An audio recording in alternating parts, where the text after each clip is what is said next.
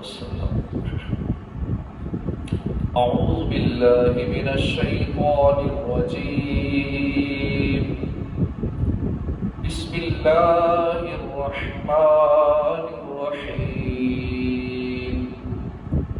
وَلَقَدْ أَرْسَلْنَا رُسُلًا مِّن قَبْلِكَ وَجَعَلْنَا لَهُمْ أَزْوَاجًا وَذُرِّيَّةً وَمَا كَانَ لِرَسُولٍ أَن يَأْتِيَ بِآيَةٍ إِلَّا بِإِذْنِ اللَّهِ لِكُلِّ أَجَلٍ كِتَابٌ يَمْحُو اللَّهُ مَا يَشَاءُ وَيُثْبِتُ وَعِندَهُ أُمُّ الْكِتَابِ۔ اللہ کے نام سے شروع جو نہایت مہربان رحمت والا۔ وَلَقَدْ أَرْسَلْنَا، اور ضرور بے شک، لقد ضرور بے شک، ارسلنا ہم نے بھیجے، وَلَقَدْ أَرْسَلْنَا اور ضرور بے شک ہم نے بھیجے، رُسُلًا مِّن قَبْلِكَ رسول من قبلک تم سے پہلے، وَجَعَلْنَا لَهُمْ اور ہم نے بنائی، جعلنا ہم نے بنائی، لَهُمْ ان کے لیے، اور ہم نے ان کے لیے بنائی، ازواجا وذریہ بیویاں اور بچے، ازواجا بیویاں وذریہ بچے، وما کان لرسول اور نہیں ہے، ما کان نہیں ہے لرسول کسی رسول کا کام، ان یأتی بآیۃ کہ وہ لے آئے کوئی نشانی، یأتی بآیہ وہ لے آئے کوئی نشانی، الا مگر بإذن اللہ اللہ کی اجازت سے، لکل اجل کتاب، لکل اجل ہر وعدے کے لیے کتاب ایک لکھی ہوئی مدت ہے، یمحو اللہ مٹا دیتا ہے اللہ، ما یشاء جو چاہتا ہے، یشاء وہ چاہتا ہے، ما یشاء جو وہ چاہتا ہے مٹا دیتا ہے، ویثبت اور برقرار رکھتا ہے، وعندہ اور اسی کے پاس ہے ام الکتاب اصل لکھا ہوا یا لوح محفوظ، اصل لکھا ہوا یا لوح محفوظ اسی کے پاس ہے، اس رب کے پاس ہے۔ ترجمہ کنز العرفان، اور بے شک ہم نے تم سے پہلے رسول بھیجے اور ان کے لیے بیویاں اور بچے بنائے، اور کسی رسول کا کام نہیں کہ اللہ کی اجازت کے بغیر کوئی نشانی لے آئے، ہر وعدے کے لیے ایک لکھی ہوئی مدت ہے۔ اس آیت میں کفار کی طرف سے نبی اکرم صلی اللہ علیہ وسلم کی نبوت پر کیے گئے اعتراضات کے جواب دیے گئے، یعنی کیسے بدبخت تھے کہ نبیوں کے سردار، کائنات کی سب سے بہترین شخصیت پر اعتراضات کرتے تھے، ایسی ہستی جس میں عیب ہی کوئی نہیں ہے اس ذات پہ اعتراضات کرتے تھے، نہیں آپ میں یہ ہے تو یوں ہے، یہ کافر لوگ کرتے تھے۔ نبی پہ اعتراض کرنا یا نبی کی شان پہ باتیں کرنا یہ کافر کرتا ہے، مسلمان کا کام نہیں۔ تو جب حضور کی ذات پہ جن میں عیب تھا ہی نہیں ان پہ لوگ اعتراضات کرتے تھے، تو ہم اور آپ کس شمار میں ہیں؟ تو اگر ہمارے خلاف بھی جو لوگ باتیں کریں، کچھ کریں، تو پریشان نہیں ہونا چاہیے کہ شروع سے چلا آ رہا ہے، لوگوں کی عادت ہے کہ حسد کرتے ہیں، بغض و کینہ کرتے ہیں، اعتراضات کرتے ہیں، نقص نکالتے ہیں، تو یہ تو نبیوں کے ساتھ بھی ایسا ہوتا رہا ہے۔ نبیوں کے سردار صلی اللہ علیہ وآلہ وسلم کی ذات کے بارے میں کافر اعتراضات۔ اب کیا اعتراضات تھے ان کے؟ پہلا اعتراض، اللہ تعالیٰ مخلوق کی طرف جو بھی رسول بھیجے تو اس کا فرشتوں میں سے ہونا ضروری ہے۔ اب یہ کافر کہہ رہے ہیں کہ رسول فرشتوں میں سے ہونا چاہیے، یہ ان کا اعتراض تھا۔ آپ تو انسان ہیں، آپ تو ہم جیسے ہیں، معذرت ہمارے جیسے، آپ رسول کیسے ہو سکتے ہیں؟ اس کا جواب یہ دیا گیا کہ رسول اکرم صلی اللہ علیہ وآلہ وسلم سے پہلے جتنے انبیاء کرام گزرے ہیں، کم و بیش 1,24,000 پیغمبر، کم و بیش کہنا چاہیے، کیونکہ اگر فکس کہہ دیا تو ہو سکتا ہے کوئی نبی زیادہ ہو تو اس سے زیادہ کا انکار ہو جائے گا، کسی ایک نبی کا بھی انکار کرنا کفر ہے، اور اگر کم کہہ دیے یا 1,24,000 کہا اور وہ کم ہو گئے تو بھی ٹھیک نہیں ہے۔ تو اس لیے کم و بیش جب بھی انبیاء کا لفظ یوز کرے کم و بیش کے، کم و بیش 1,24,000۔ تو جتنے بھی انبیاء گزرے ہیں وہ سارے انسان ہی تھے، فرشتے نہیں تھے۔ اس آیت کے اندر اللہ نے کافروں کے اس اعتراض کا یہ جواب دیا کہ تم کہتے ہو فرشتے نبی ہوتے یا حضور صلی اللہ علیہ وآلہ وسلم رسول ہیں تو فرشتوں میں سے ہونا ضروری تھا. تو ایک تو یہ جواب دیا کہ نہیں، پہلے جتنے نبی رسول گزرے ہیں سارے انسان تھے، فرشتے نہیں. جب گزشتہ انبیاء کے انسان ہونے کی وجہ سے ان کی نبوت پر کوئی اعتراض نہیں، تو رسول کریم صلی اللہ علیہ وآلہ وسلم کے انسان ہونے کی وجہ سے ان کی نبوت پر اعتراض کیوں؟ یہ اللہ پاک نے ان کافروں کو جواب دیا. دوسرا اعتراض وہ یہ کرتے تھے کہ اگر یہ اللہ کے رسول ہوتے تو کثیر عورتوں سے نکاح کیوں کیا؟ زیادہ عورتوں سے نکاح نہ کرتے، بلکہ عورتوں سے اعراض کرتے، زہد و تقوی اختیار کرتے، شادی نہ کرتے، اس طرح زہد کی حالت میں زندگی گزارتے. اس کا جواب یہ دیا گیا قرآن پاک کی اس آیت کے اندر کہ پہلے جتنے بھی نبی گزرے ہیں سب نے کئی شادیاں کی، ان کی کئی بیویاں تھیں اور ان کی اولاد بھی تھی. حضرت سلیمان علیہ السلام کی 300 بیویاں تھیں اور 700 باندیاں تھیں، ملا جلا کے 1000 ہو گئی. 300 بیویاں اس کے باندی جو ہے وہ بھی اس بیوی کی طرح، تو 300 بیویاں سلیمان علیہ السلام کی اور 700 باندیاں. حضرت داؤد علیہ السلام کی 100 بیویاں تھیں. جب بیویوں کی اتنی کثیر تعداد کے باوجود ان کی نبوت میں فرق نہیں آیا تو حضور انور صلی اللہ علیہ وآلہ وسلم کی چند ازواج مطہرات کی وجہ سے ان کی نبوت میں کیسے فرق آ سکتا ہے؟ یہ ان کو جواب دیا گیا. اب ایک اور اعتراض یہ کرتے تھے کہ اگر یہ اللہ کے رسول ہیں تو پھر ہم ان سے جو معجزہ بھی طلب کریں، یعنی جو ہم کہیں وہ ان کو دکھانا چاہیے. حالانکہ معجزات تو بے شمار ہیں، اللہ کے پیارے حبیب صلی اللہ علیہ وآلہ وسلم کی بے شمار معجزات ہیں، لیکن وہ کہتے تھے جو ہم کہیں وہ ہوتا، ہماری مرضی کا معجزہ ہونا چاہیے. یعنی بندوں کو بندہ کبھی خوش نہیں کر سکتا. اب جو بھی کرتے رہے لوگ اعتراض کریں گے، نہیں ایسے نہیں، یوں ہوتا، اب ان کی مرضی کے مطابق چلنا پڑے گا. اس لیے زندگی میں ہمیں یہ بات بالکل دماغ سے نکال دیں کہ لوگ کیا کہیں گے. ہم نے یہ دیکھنا ہے کہ اللہ اس کا معبود کیا کہے گا، شریعت کو دیکھنا ہے، باقی لوگوں کی پرواہ نہیں کرنی. ہم ساری زندگی لوگوں کے لیے گزارتے رہتے ہیں، ساری زندگی لوگوں کو خوش کرنے کے لیے گزارتے رہتے ہیں اسی ٹینشن میں، اور اپنی زندگی نہیں جیتے کہ خوش میں نے کیسے جینا ہے. بس جیسے لوگ اپنا ریموٹ کنٹرول لوگوں کے ہاتھ میں دیا ہوتا ہے، لوگ کیا کہیں گے اس کو چھوڑیں، صرف یہ دیکھیں اللہ اس کا معبود کیا کہے گا.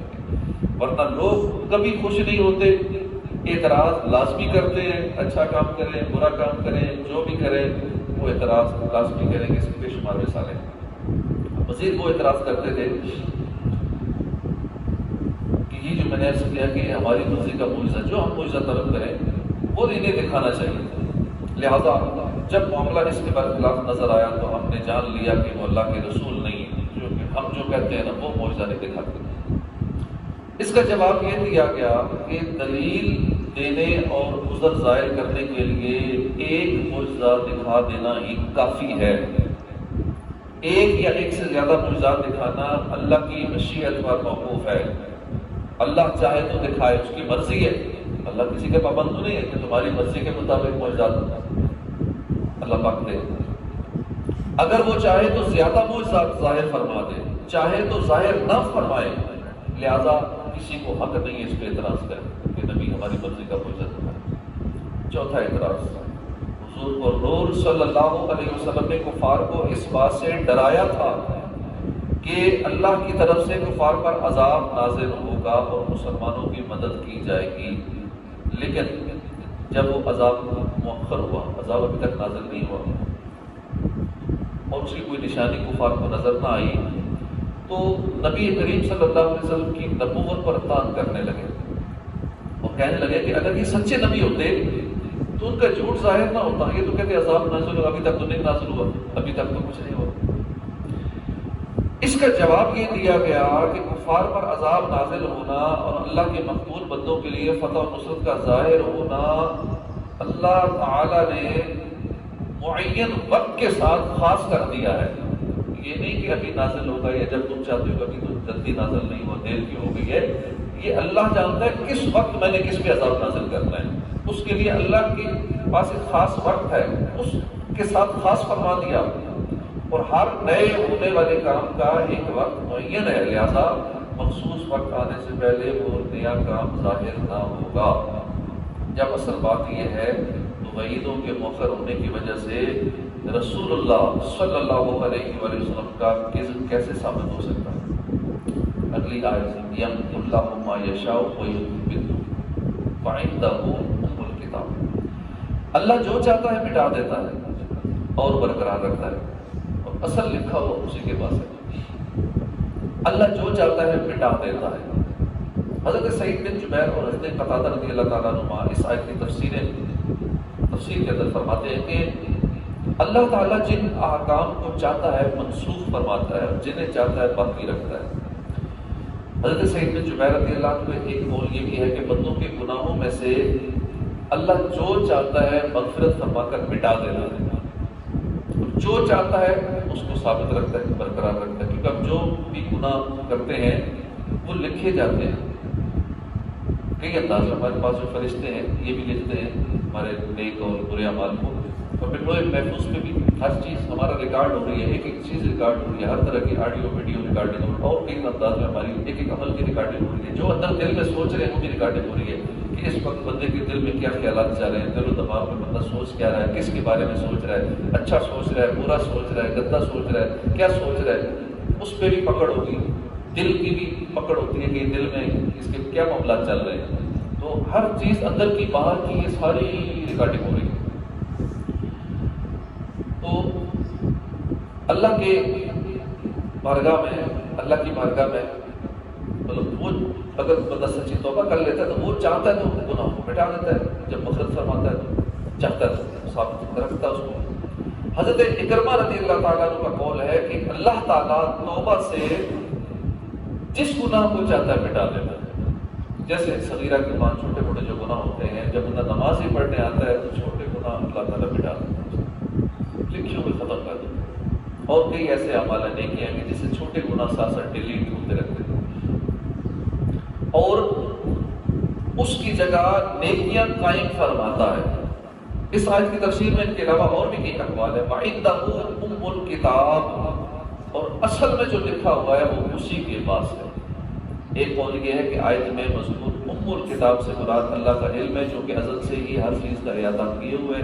دوسرا قول یہ ہے کہ ام الکتاب سے لوح محفوظ مراد ہے جس میں تمام کائنات عالم میں ہونے والے جملہ حوادث اور واقعات اور تمام اشیاء لکھی ہوئی ہیں اور اس میں کوئی تبدیلی نہیں ہوتی۔ ہمارے بزرگان دین نیک اعمال کی کثرت کے باوجود اپنی سعادت مندی اور بدبختی سے متعلق بہت فکر مند رہتے تھے کہ پتہ نہیں میرے بارے میں لوح محفوظ میں کیا لکھا ہوا ہے۔ اللہ کے نیک لوگ جو دن رات نیکیوں میں گزارتے تھے وہ ڈرتے رہتے تھے کہ پتہ نہیں اللہ کی بارگاہ میں میرے بارے میں کیا لکھا ہوا ہے، کہ میں سعید ہوں یا بدبخت ہوں، لوح محفوظ میں میرے بارے میں کیا لکھا ہوا ہے مجھے کچھ نہیں پتا، بس یہی ٹینشن سارے زندگی رہتے تھے۔ چنانچہ حضرت ابو عثمان نہدی رضی اللہ عنہ فرماتے ہیں کہ حضرت عمر بن خطاب رضی اللہ عنہ خانہ کعبہ کا طواف کر رہے تھے، میں نے انہیں یہ کہتے سنا، فاروق اعظم کو جو قطعی جنتی ہیں ان کو یہ کہتے ہوئے سنا، اے اللہ اگر تو نے مجھے سعادت مندوں میں لکھا ہے تو مجھے ان میں برقرار رکھ، اور اگر مجھے بدبختوں میں لکھا ہے تو میرا نام بدبختوں کی فہرست سے مٹا دے، مجھے سعادت مندوں میں لکھ دے، کیونکہ تو جو چاہے مٹاتا ہے، جو چاہے تو برقرار رکھتا ہے، اور اصل لکھا ہوا یا اللہ تیرے پاس ہے۔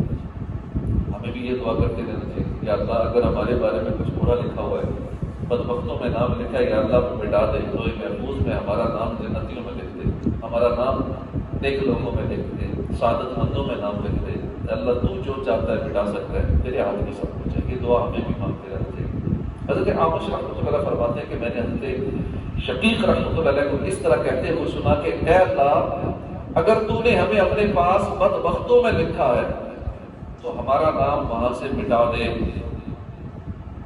اور ہمیں سعادت مندوں میں لکھ دے، یا اللہ ہمیں سعادت مندوں میں لکھ دے اگر ہمارا نام بدبختوں میں لکھا ہے، اور اگر تو نے ہمیں سعادت مندوں میں لکھا ہے تو ہمیں اس پر برقرار رکھ دے، یا اللہ اگر لوح محفوظ میں تو نے ہمیں سعادت مندوں میں لکھا ہے تو اس پر نام کو برقرار رکھ دے، کیونکہ تو جو چاہے مٹاتا ہے، جو چاہے تو برقرار رکھتا ہے، یا اللہ اصل لکھا ہوا تو تیرے پاس ہے۔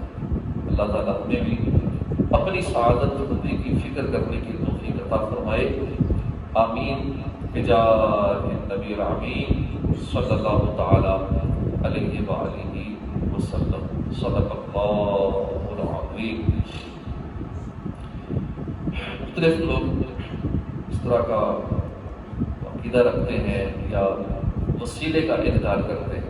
جہاں وسیلے کا انکار ہے وہاں بتوں کا وسیلہ یا کفار کے لیے وسیلہ مراد ہے یا وہ وسیلہ مراد ہے جس کی پوجا پاٹ کی جائے. اور نمبر 2 جہاں وسیلے کا ثبوت ہے، کیونکہ وسیلے کا انکار بھی ہے وسیلے کا ثبوت بھی ہے. اب کچھ لوگ نا انکار والی آیات کو پکڑ لیتے ہیں اور جو ثبوت والی ہیں وہ کسی کو نہیں سناتے اور لوگوں کا ایمان خراب کرتے ہیں. تو جہاں وسیلے کا انکار ہے وہاں بتوں کا وسیلہ، کافروں کے لیے وسیلہ مراد ہے یا وہ وسیلہ جس کی پوجا پاٹ کی جائے. اور دوسرا جہاں وسیلے کا ثبوت موجود ہے، قرآن پاک میں کئی جگہ وابتغوا الیہ الوسیلہ چلا اور بھی کچھ آیات ہیں ہم سنیں گے. جہاں وسیلے کا ثبوت ہے وہاں رب کے پیاروں کا وسیلہ یا مومنوں کے لیے وسیلہ مراد ہے تاکہ آیتوں میں تعارض واقع نہ ہو.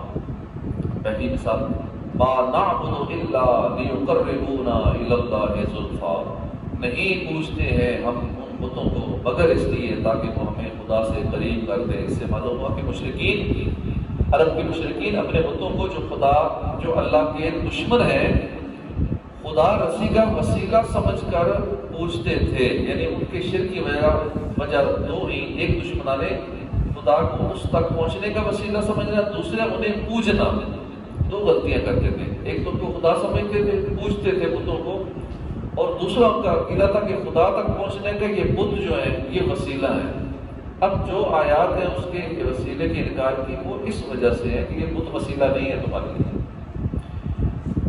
صرف وسیلہ اختیار کرنے کی وجہ سے مشرک نہ ہوئے. دوسری مثال جہاں وسیلے کا ثبوت ہے وابتغوا الیہ الوسیلہ، اس رب کی طرف وسیلہ ڈھونڈو.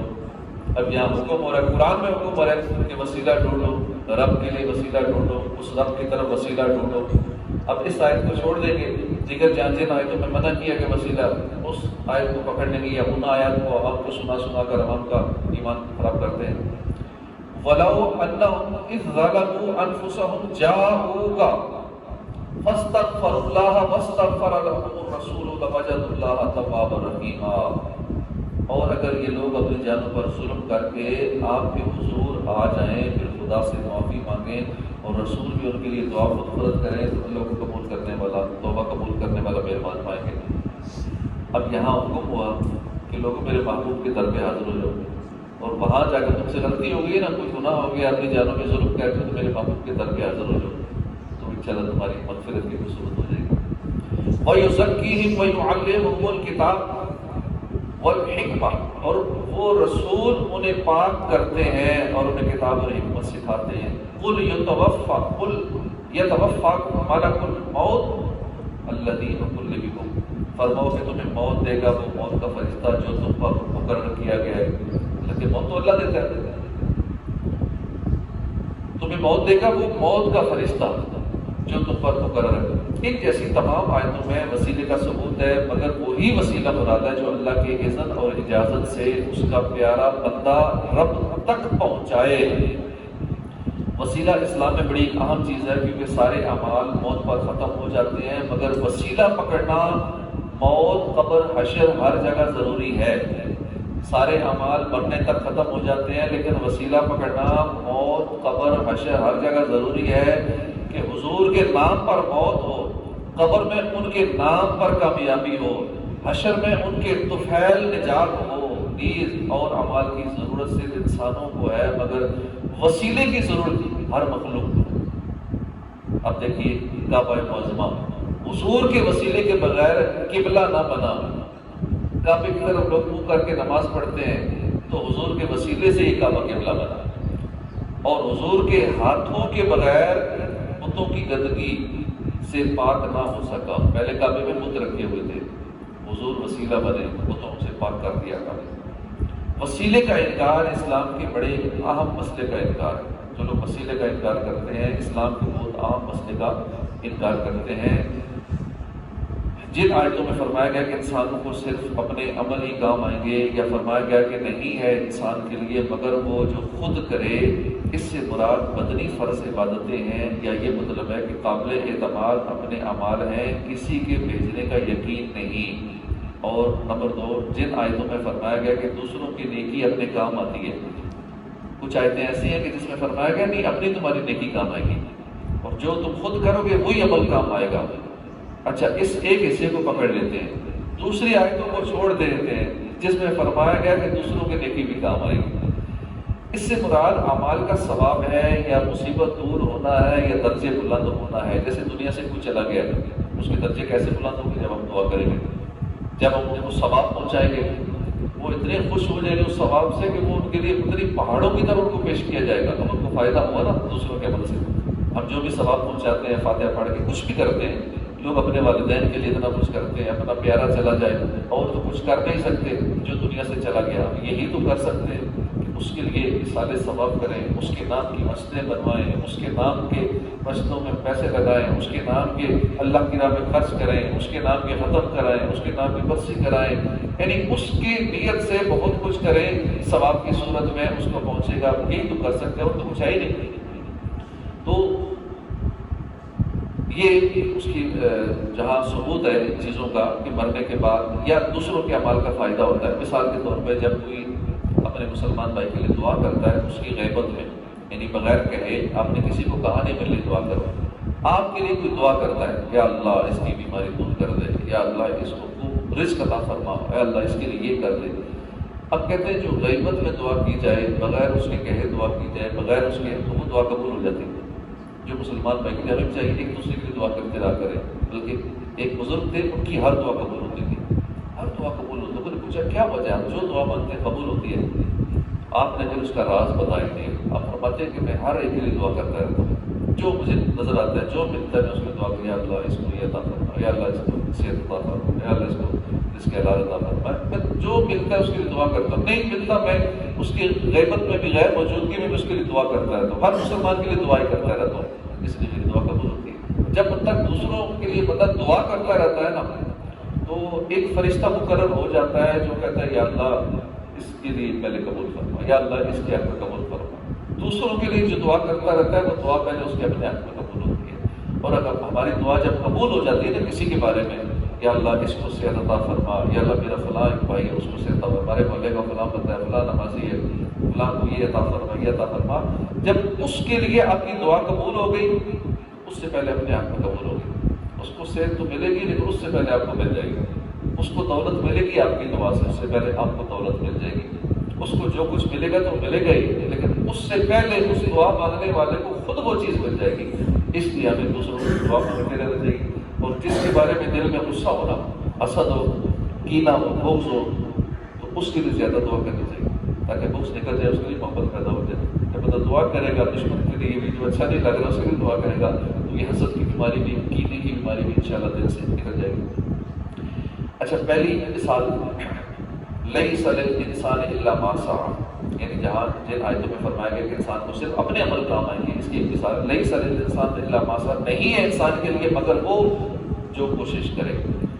لہا ما کسبت وعلیہا ما اکتسبت، اس نفس کے لیے مفید ہے وہ عمل جو خود کرے، اور اس کو مضر ہے وہ گناہ جو خود کرے۔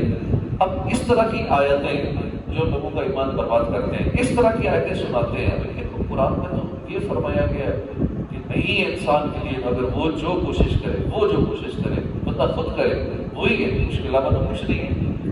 دوسری آیت جو میں نے سنائی، اس نفس کے لیے مفید ہے وہ عمل جو خود کرے، اور اس کو مضر ہے وہ گناہ جو خود کرے۔ جو خود نیکیاں کرے وہ فائدہ دے گی، جو خود گناہ کرے وہ اس کو نقصان دے گا۔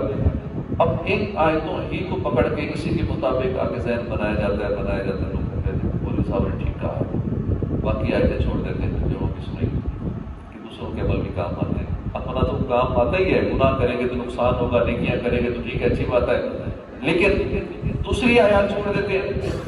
اب بندوں کا ایمان وہاں خراب ہوا کہ تو ٹھیک کہہ رہے ہیں، کیونکہ عام سیدھا سادہ آدمی جس کو نہ قرآن کا پتہ، نہ حدیث کا پتہ، نہ ناسخ و منسوخ کا پتہ، نہ دیگر شرعی علوم اس کو پتہ، اس نے تو مولوی صاحب کی وہی بات سننی ہے جو وہ بتا رہا ہے، باقی اس کو تو پتہ ہی نہیں ہے اور کچھ، اور وہ آدھا حصہ بتا رہا ہے، آدھی بات بتا رہا ہے، پوری نہیں بتا رہا۔ جیسے وہ ہے نا کہ شراب نماز کے ٹائم شراب نہ پیو، اب آدھی بات بتا دی، بندہ کہتے ہیں نماز کے ٹائم بند ہے، باقی تو جائز ہے نا، باہر جا کے پی لیں گے، اب آدھی بات بتائی نا، پوری نہیں بتائی، جو آیتیں منسوخ وہی ہے، ناسخ و منسوخ وہ ساری نہیں بتائی، کچھ جیسا بتا دیا، کچھ نہیں بتایا تو بندہ تو ٹھیک ہے جتنا بتا دیا اس پہ عمل کرے گا، جو نہیں وہ عمل کرے گا۔ اس لیے ایمان بچانے کے لیے صحیح العقیدہ لوگوں کے پاس بیٹھنا چاہیے، جو پوری بات بتائیں، آدھی بات نہ بتائیں، جیسا کہ آج کل سوشل میڈیا پہ ہوتا ہے کہ بندہ بیان دیتا ہے تو اس کا ادھر سے تھوڑا سا کٹ کیا، ادھر سے کٹ کیا، بیچ والا ایسا چھوڑ دیا، آپس میں جوڑا کہا جی فلاں نے یہ بیان جاری کر دیا، ویڈیوز بن رہی ہیں، آڈیو بن رہی ہیں، فلاں کی کال ریکارڈ ہو گئی، یہ ہوا، اب اس کو بھی کٹ کٹ کر کے کٹ پیسٹ کر کے وہ کہہ دیں گے جی فلاں نے جاری کیا، بندہ کہتا واقعی آواز کسی بندے کی ہے، یہ بات اس نے کی ہے۔ کبھی بھی ہم اس طرح کی ریکارڈنگ بھی ہم تک اگر کو پہنچائے کہ آپ کے بارے میں جی فلاں نے یہ کہہ دیا، یہ کہہ دیا، فوراً اس سے مان جائیں، اس کی ایسی کی تیسی، میں نے خود سنا ہے تم نے میرے بارے میں یہ بات کی ہے، کوئی ہو سکتا ہے اس کی بات کسی نے کٹ پیسٹ کر کے ادھر سے ٹکڑا لیا، ادھر سے لیا، ادھر سے لیا، ملا جلا کے جملہ تیار کر لیا، اور کر رہے ہیں اس طرح، اور بڑوں کے بارے میں کر رہے ہیں، بڑے علماء حق ہیں ان کے بارے میں کر رہے ہیں، جو صحیح لوگ ہیں، نیک لوگ، ان کے بارے میں ایسا کرتے ہیں، عام بندوں کے لیے کرنا کون سا مشکل بات ہے، بڑے حکومتی عہدیداران کے لیے یہ کام جاری ہے، تو پاسبل ہے۔ آج کل کا دور ہے، ویڈیو ایڈیٹنگ کا دور ہے، سارا کچھ چل رہا ہے، آڈیو ایڈٹ بھی ہو جاتی ہے، ویڈیو ایڈٹ بھی ہو جاتی ہے، سارا کچھ چل رہا ہے، تو اس لیے آدھی آیت سناتے ہیں، یا آیت کا ایک حصہ سنایا، یا کچھ آیتیں سنائی، جو دوسری آیتیں وہ چھوڑ دی، اور بندہ پھر اسی ایک کسی کو پکڑی رکھتا ہے، اور بیچارے کا ایمان برباد ہو جاتا ہے، اور ساری زندگی میں اسی عقیدے پہ چلتا رہتا ہے۔ تو ان دونوں آیتوں کا منشا یہ ہے جو ہم نے بھی سنی ہے کہ کوئی کسی کی طرف سے فرض نماز نہیں پڑھ سکتا، کہ بندہ کہے کہ میں اس کی جگہ فرض پڑھ لوں، فجر کی نماز سے آپ سوئے رہو میں پڑھ لوں گا، کہ تنخواہ بھی بندہ رکھ لیتے ہیں کہ میں آرام کر لوں تو میں آپ کو تنخواہ دیا کروں گا، آپ میری جگہ فجر کی نماز پڑھ لیا کروں، صبح نہیں ہوتی، ایسا نہیں چلے گا۔ فرضی روزہ نہیں رکھ سکتا کہ میں امیر آدمی ہوں، چلو یہ لوگ 1,00,000 روپے پر روزہ تجھے دیا کروں۔ ان آیتوں میں اس لیے صحیح اور کسب کا ذکر ہے یا منشا یہ ہے کہ اپنی ملکیت انہی عملوں پر ہے جو خود کر لیے جائیں، کیا خبر کوئی دوسرا ثواب بھیجے یا نہ بھیجے، اس کے بھروسے پر خود غافل رہنا بے وقوفی ہے۔ بندہ کہے میرے پاس بڑی دولت ہے، میری اولاد وہ پیسہ اللہ کی راہ میں لگا دے گی میرے ثواب کے لیے، میرے بچے بڑے نیک ہیں، چلو میں کچھ نہیں کروں گا، وہ ثواب پہنچا دیں گے، میں مر جاؤں گا، بچے نیک ہے نا، حافظ بنا دی، عالم بنا دی، بس کافی ہے، وہ ثواب پہنچاتے رہیں گے، کیا پتہ پہنچائے نہ پہنچائے، کیا پتہ ہم نے جو وراثت چھوڑی ہے اس میں سے ہمارے نام پہ لگائے نہ لگائے، ان کا دل ہی بدل جائے، شیطان ان کو بدل دے، ہمیں کچھ بھی نہ ثواب پہنچے نہ ہماری اولاد فائدہ پہنچائے۔ بھائی پچھلوں پہ کیوں ڈیپینڈ کرتے ہیں، اپنے ہوتے ہوئے کیوں سارا کریں، اپنے ہوتے ہوئے اپنا پیسہ اللہ کی راہ میں اپنے ہاتھوں سے لگا دیں، کیوں دوسروں پہ ڈیپینڈ کریں، کہ جو زندگی میں رہتے ہوئے ہماری آنکھوں کے سامنے ہمارے ساتھ اتنا کچھ کرتے ہیں تو ہمارے بعد کیا کریں گے، یہ چیزیں ہیں۔ وَكَانَ تَحْتَهُ كَنْزٌ لَهُمَا وَكَانَ أَبُوهُمَا صَالِحًا فَأَرَادَ رَبُّكَ أَن يَبْلُغَا أَشُدَّهُمَا وَيَسْتَخْرِجَا كَنْزَهُمَا۔ حضرت خضر نے فرمایا کہ اس دیوار کے نیچے 2 یتیموں کا خزانہ ہے اور ان کا باپ نیک تھا، بس تمہارے رب نے چاہا کہ یہ بالغ ہوں اپنا خزانہ نکال لیں۔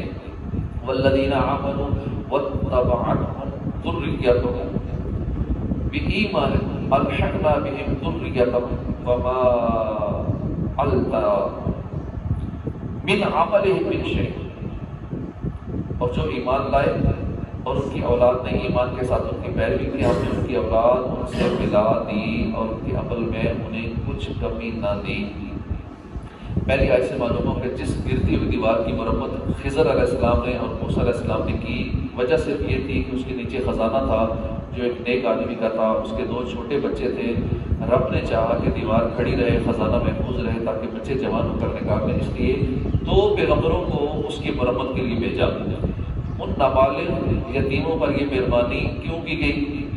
ان کا باپ نیک تھا، ان کے باپ کی نیکی کی وجہ سے اللہ نے 2 پیغمبروں کی ڈیوٹی لگائی کہ اس خزانے کو محفوظ رکھیں، جو دیوار گر جائے گی نیچے خزانہ ظاہر ہو جائے گا تو یہ خزانہ یتیموں کا ہے، یہ خزانہ کوئی اور لوٹ لے گا، اس لیے اس دیوار کو دوبارہ بنا دیا تاکہ خزانہ محفوظ رہے اور یتیم بچے جب بڑے ہو جائیں۔ اب ان بچوں پہ کیوں کرم ہوا؟ ان کا باپ نیک آدمی تھا، اب باپ کا فائدہ ان بچوں کو ہوا نا، یہ اس طرح کی آیات کئی موجود ہیں کہ جہاں دوسروں کی نیکی کا فائدہ ہوتا ہے، حالانکہ وہ باپ تو دنیا سے چلا گیا تھا، پھر بھی اس کا فائدہ زندہ کو ہوا۔ زندہ کا فائدہ جو دنیا سے چلا جاتا ہے اس کو ہوتا ہے، زندہ جب اسے ثواب پہنچاتا ہے۔ دوسری آیت سے معلوم ہوا کہ نیکوں کی مومن اولاد جنت میں اپنے ماں باپ کے ساتھ رہے گی، اگرچہ اولاد کے اعمال باپ سے کم درجے کے ہوں۔ ایسے ہی نابالغ بچے نبی صلی اللہ علیہ وسلم کے فرزندان حضرت طیب الطاہر و قاسم و ابراہیم رضی اللہ عنہ جنت میں حضور صلی اللہ علیہ وسلم کے ساتھ ہوں گے، حالانکہ کوئی نیکی نہ کی۔ معلوم ہوا کہ کسی کی نیکی دوسرے کے کام آ جاتی ہے، اسی وجہ سے ایصال ثواب فاتحہ وغیرہ کرتے ہیں، بلکہ حج بدل بھی دوسروں کی طرف سے کر سکتے ہیں، اور زکوٰۃ میں دوسروں کے نائب بن سکتے ہیں۔ حج بدل بھی تو یہی حکم ہے نا شریعت کا کہ دوسرے کی جگہ جو حج کر سکتے ہیں، اسی طرح زکوٰۃ میں کسی کو نائب بنا سکتے ہیں، اس طرح بہت سارے مسائل ہیں۔ تو آیت کا ایک تو پورا حصہ بیان کرنا چاہیے، اور دوسرا آیتیں جو کچھ بیان کی جاتی ہیں کچھ نہیں بیان کی جاتی ہیں، اس طرح ایمان خراب کرنے والے کو، چونکہ ان کا اپنا مقصد ہوتا ہے کہ لوگوں کو یہ عقیدہ ٹھونسنا ہے، یہی عقیدہ ان کے دل و دماغ میں بٹھانا ہے، پھر اس اپنے عقیدے کے حساب سے بیچ میں سے آیتیں چن چن کے ایسی حدیثیں لے آتے ہیں۔ تو عوام کو چونکہ ساری حدیثوں کا علم نہیں ہوتا کہ بہت ساری اقسام احادیث کی بھی، تو اللہ پاک ایسے لوگوں سے بچائے جو عقیدہ خراب کرنے والے ہیں۔ بد عقیدہ لوگوں کی صحبت سے بچنا چاہیے، کیونکہ ایسوں کی صحبت میں بیٹھنا ہی حرام ہے، ایسوں کی باتیں سننا، ایسے لوگوں کا بیان سننا جن کا عقیدہ خراب ہو، کیونکہ وہ ایمان کے لیے بڑی خطرناک ہوتے ہیں۔ جان لیوا بندہ پھر اتنا نہیں خطرناک جو ایمان لیوا بندہ ہے اتنا خطرناک ہوتا ہے، اس لیے ایمان لیوا لوگوں سے ہمیں بچ کے رہنا چاہیے۔ اللہ پاک ہمیں عمل کی توفیق عطا فرمائے، آمین۔ اجازت نبی الامین صلی اللہ علیہ وسلم وضو کے حوالے سے اجازت صاحب نے توجہ دلائی تھی کہ ہمیں تھوڑا طریقہ بتا دیا کرے۔ کل ہم نے مختصر سا سنا تھا، تھوڑا قریب ہو جائے آگے قریب ہے۔ کل ہم نے موٹا موٹا سنا تھا، انہوں نے تھوڑی باریکی کو بتایا، تو میں نے کہا باریکی اس میں بہت ساری ہے، لیکن ایک موٹی موٹی چیز سن لیں کہ وضو کے یہ فرائض ہیں۔ جب وضو کرنا ہو تو دل میں وضو کرنے کا ارادہ کر کے کہ میں ابھی وضو کرنے لگا ہوں، بسم اللہ الرحمن الرحیم کہہ کر دونوں ہاتھوں کو گھٹنوں تک دھوئیں، بسم اللہ پڑھیں۔ بسم اللہ پڑھنے کا فائدہ یہ ہوگا کہ وضو سے پورا جسم پاک ہو جائے گا۔ پھر مسواک کریں، داہنے ہاتھ سے مسواک کریں، الٹے ہاتھ پکڑ کے داہنے ہاتھ سے مسواک کریں، پھر 3 بار کلی کریں خوب اچھی طرح کہ حلق تک دانتوں کی جڑ زبان کے نیچے پانی پہنچے۔ اگر دانت یا دانتوں میں کوئی چیز چپکی ہے یا اٹکی ہے تو اسے چھڑائے، پھر داہنے ہاتھ سے 3 بار اس ہاتھ سے ناک میں پانی چڑھائے کہ پانی ہڈی تک پہنچ جائے، کہ پانی میں پورا نہیں چڑھاتے، کوشش کریں اگر تھوڑا سا کھینچ کے پانی اوپر چڑھ دے، ہڈی تک پانی پہنچے۔ 3 بار ناک میں پانی چڑھائے، بائیں ہاتھ سے ناک صاف کرے چھوٹی انگلی سے ناک کے اندر ڈال کے، پھر دونوں ہاتھوں میں پانی لے کر 3 بار منہ دھوئے، اس طرح دھوئے کہ بال جمنے کی جگہ سے لے کر یہاں سے لے کر تھوڑی کے نیچے اس کن پٹی سے لے کر اس تک کوئی جگہ چھوٹنے نہ پائے۔ اگر داڑھی ہے تو اسے بھی دھوئے اور اس میں خلال کرے، داڑھی ہے تو اس کو بھی دھوئے اور اس کا خلال کرے،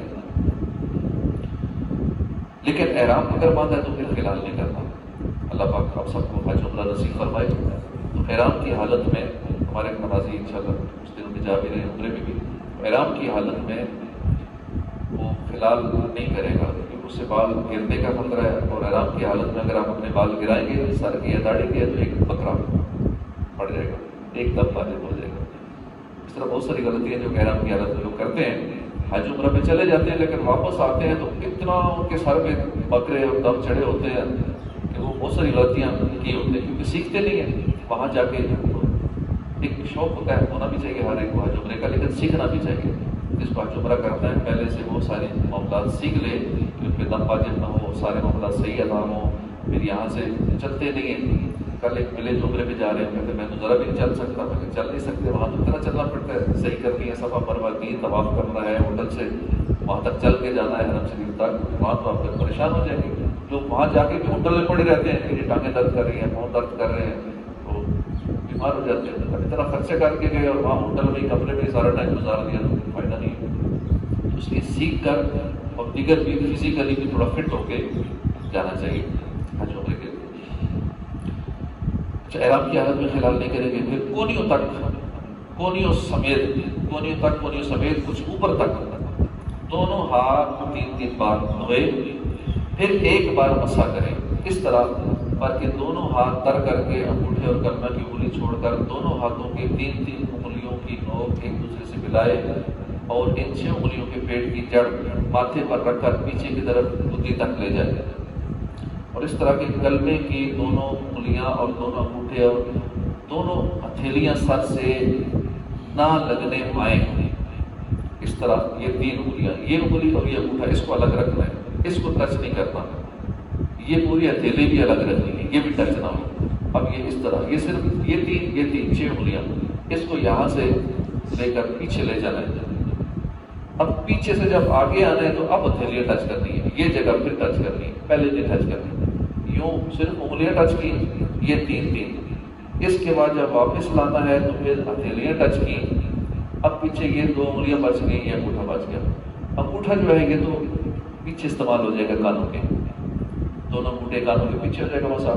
اور یہ جو 2 انگلیاں بچ گئی ہیں یہ کانوں کے اندر استعمال ہو گیا. اس طرح سے یہ سر کا مسح کرنا ہے. مسح کرنا چوتھائی سر کا فرض ہے اور پورا مسح جو میں نے طریقہ بتایا یہ پورا سنت طریقہ ہے. ہاتھ گلے پر نہ جانے پائے کہ گلے کا مسح جو ہے، گلے کا مسح یہاں سے ہے، گلے کا مسح گلے سے کا صرف پچھلے حصے کا یوں مسح. اب پچھلا حصہ بچ گیا نا، جب ہم نے یہ سارا مسح کیا نا، پہلے صرف انگلیاں ٹچ ہوئی، آگے آتے ہوئے ہتھیلیاں ٹچ ہوئی، پھر 2 انگلیاں بچ گئیں، یہ انگلی کانوں کے اندر استعمال ہو گئی، انگوٹھا پیچھے استعمال ہو گیا.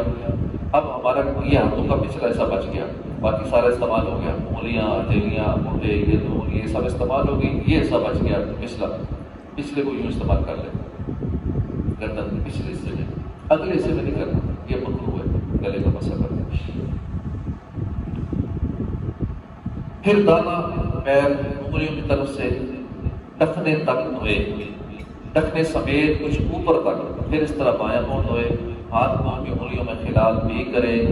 اب وضو ختم ہوا، اس کے بعد پھر دعا پڑھے، اللہم اجعلنی من التوابین واجعلنی من المتطہرین. اور بچا ہوا پانی کھڑے ہو کر تھوڑا سا پی لے کہ بیماریوں کی شفا ہے. اور آسمان کی طرف منہ کر کے پڑھے، سبحانک اللہم وبحمدک اشہد ان لا الہ الا انت. اسی طرح استغفرک واتوب الیک، یہ دعا پوری پڑھے. اور کلمہ شہادت پڑھے، سورہ انا انزلنا پڑھے. اور بہتر ہے کہ ہاتھ دھوتے وقت بسم اللہ پڑھے، درود شریف پڑھے، کلمہ شہادت بھی پڑھے. اور ساتھ اگر یا قادر ہو، ہر اس کے ساتھ یا قادر ہو یا قادر ہو یہ پڑھتا رہے تو انشاءاللہ وہ بندہ اغوا نہیں ہو سکتا. انسان بھی اس کو اغوا نہیں کریں گے، جنات بھی اغوا نہیں کریں گے، کیونکہ جنات بھی اٹھا کے لے جاتے ہیں. کوئی پتہ نہیں کہاں کسی اور کو لے جائیں یا اپنے دیش میں لے جائیں، کسی جگہ اٹھا کے لے جاتے ہیں. تو جنات بھی اغوا نہیں کر سکیں گے، انسان بھی اغوا نہیں کر سکیں گے جو بندہ وضو میں یا قادر ہو یا قادر ہو پڑھتا رہتا ہے. اس طرح ہمارا یہ وضو کا ایک طریقہ مختصر عمل ہوا. اس میں کچھ باتیں فرض ہیں جن کے چھوٹنے سے وضو نہیں ہوگا، کچھ باتیں سنت ہے. وظائف کے حوالے سے جب سنتے ہیں روزانہ کوئی نہ کوئی وظیفہ، کینسر کا وظیفہ سن لیں کیونکہ کئی لوگ اس میں جو مبتلا ہیں اور بڑے بیچارے پریشان ہوتے ہیں. کل بھی ایک میرے دوست ہیں کرنل صاحب، ان کی وائف کو کینسر ہو گیا، بڑے پریشان تھے. پھر لوگ وظائف پوچھتے بھی ہیں تو کسی کو آپ کی وظیفہ بتا بھی دیں گے تو کسی کا بھلا ہو جائے گا. یہ اس کے 4-5 وظائف ہیں. کینسر کے روحانی علاج ہے. اول آپ نے 11 بار درود ابراہیم اور درمیان میں سورہ مریم پڑھ کر پانی پر دم کیجیے. ضرورتاً دوسرا پانی اس میں ملاتے رہیے. مریض وہی پانی سارا دن پیے. ان 40 دن تک عمل بلا ناغہ کرتے رہنا ہے، انشاءاللہ شفا حاصل ہوگی. دوسرا بھی پڑھ کر دم کر سکتا ہے، پانی پلا سکتا ہے. یہ ایک وظیفہ ہو سکے تو ذہن میں رکھیں. کوئی پریشان حال ہو ایسا اس کو یہ وظیفہ بتا بھی دیں جس کے ساتھ کینسر کا مسئلہ ہے. خاص کر لیڈیز کو بریسٹ کینسر کی پرابلم آج کل بہت زیادہ ہے. تو یہ روحانی علاج ہے. ڈاکٹر جب جواب دے جاتے ہیں نا تو پھر مطلب پریشان ہوتا ہے اب کیا کروں. اب آتا ہے روحانی علاج کی طرف، بتائیں کہ اب کیا کریں، کیا وظیفہ پڑھیں، کون سا تعویذ لیں. تو پہلے یہ کام کر لینا چاہیے. جب دیکھیں کینسر اسٹارٹ ہو گئی، پتہ چل گیا، ٹھیک ہے دوسرا علاج بھی سنت کی نیت سے جاری رکھیں، لیکن ساتھ ساتھ روحانی علاج اس کے اندر بڑی پاور ہے. جہاں دنیا والے علاج کر لیتے ہیں نا، وہاں سے پھر لوگ اس طرح آتے ہیں تو اور شفا ملتی ہے. الحمدللہ اللہ کے کلام میں بڑی پاور ہے. یہ کینسر